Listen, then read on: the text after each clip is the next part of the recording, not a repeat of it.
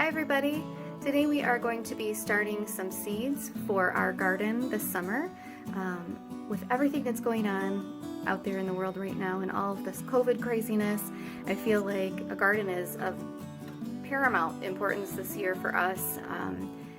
Self-sufficiency is really one of the ways that I feel like I can feel a little bit better about all of this. So with that being said, we're going to do our best this year to try to grow as much of our own food as we possibly can and preserve it.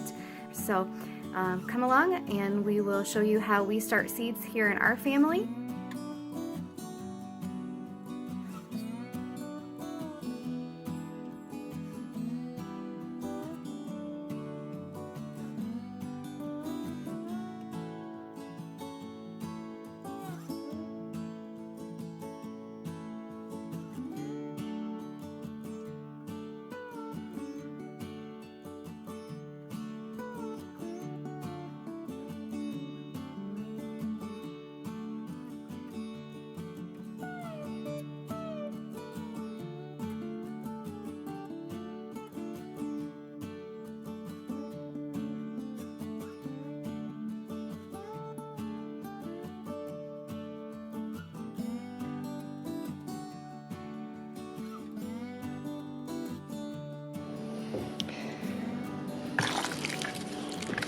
If the soil from the store was really lightweight in the bag, you're going to probably have to add a good amount of water to it.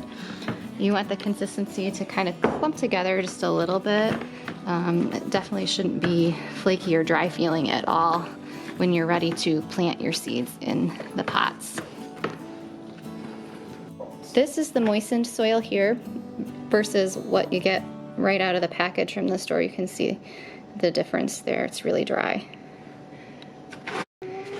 So when you start filling the soil into the containers, you want to kind of just dump it in and loosely drop it, and then I like to take my spade and smooth it over the top so that they're filled pretty much all the way up to the top there. Charlie.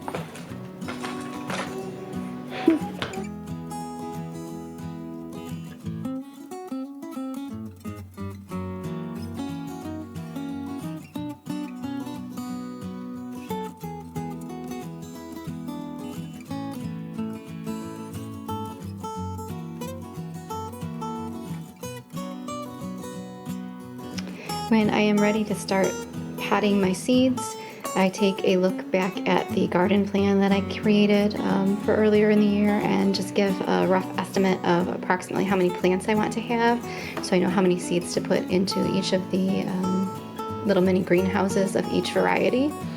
I tend to try to do a few more than what I've actually planned for, because inevitably some of them are going to die or not make it, and it's always better to have more.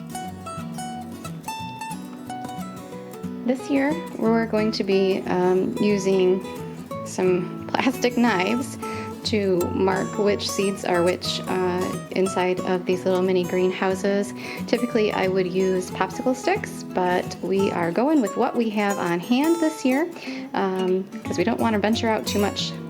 So what I would do is take one of these little guys here, and I take the lid for my mini greenhouse, place it on top of the greenhouse, and then I take the knife and kind of lean it up against the side so I can see about how much I need to cut off.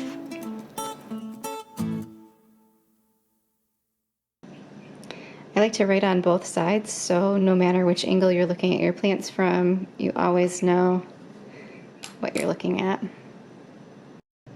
When you're planting seeds from a packet or whether you've saved them yourself, you'll notice that some of them do come out a little bit broken sometimes, like this one on the right-hand side.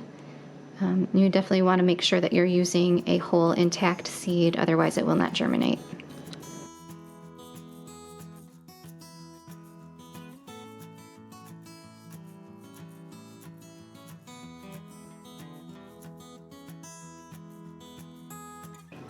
When I'm doing a whole flat like this, I like to leave the seeds on top of the soil so I know where I have been until I put the very last one on, and then I go ahead and bury them all so I don't miss anywhere.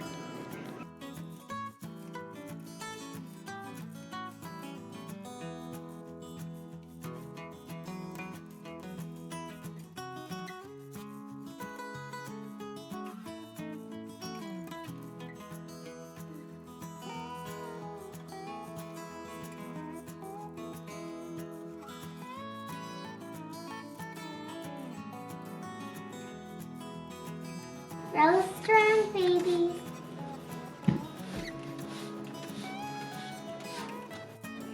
After they've all had a good drink, we set the clear plastic lids on top and then set them in a window, preferably one that faces south so you get the most sunshine throughout the day. And then over the course of the next couple of weeks, we will check daily to see if they need any water, if they're starting to get dry, if they're sprouting. You should see some condensation on the top of the lid as it starts to get warm in there. Once the sprouts start to get pretty big and begin to get close to touching the top of the lid, then we go ahead and take the lids off so that we don't stifle their growth.